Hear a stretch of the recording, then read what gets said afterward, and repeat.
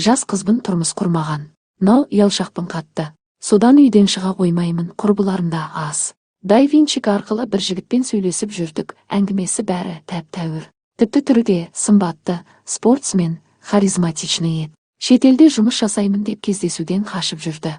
Кездесуге дайындалып мен түрлі якір техникалар үйренбесім бар ма, осы жігітті қалайда қаратып аламын деп. Қаншама киімдер алдым, косметика, парфюм, іш киім бәрін алып дайындалып жүрдім.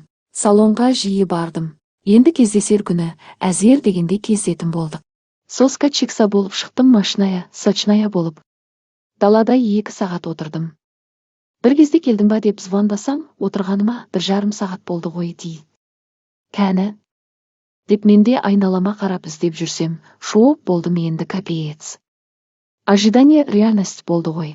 Көз алдымда мұрнын шұқып, бұтын ұстап, көтін қасып отырған семіз еркек болып шықты, түрі де басқаша. Сынап міне баяғынан басына дейін қарап тұрсам, енді мен өзгердім ғой, көп жұмыс жасаймын ғой деп күліп жіберді. Бірақ суреттегі жігіт басқа еді, жап-жас, спортсмен, ал мынау келіп тұрған басқа. Кафеге барайықшы хотя бы деді, жарайды деп ұялып бара салдым. 2 порция қуырдақ, 2 порция манты, 2 порция бешбармак, 2 порция лағман алды өзіне. Әкеле сала бүкілін соғып жеп отыр, шайды сораптап ішіп. Маған айтып қояды, қыз деген фигура сақтауы керек, сен шпинат іше сал деп. Еше ол жеген тамақтың жарты ақшасын мен төледім, мен тек кофе іштім. Адресімді айтқан жоқпын, қайта кафеден шығып кетіп бара жатсам сүйіспейміз ба не? Неге кездестік онда деп қояды, кекіріп еше аузын жумаған дұрыстап. Қуасың ба сен деп ұрысып бердім. Түрің анау, сепсейміз деп айтып қалдым эмоциямен. Сен ғой спичка, бойың жирафтың пистолетіндай дейді маған.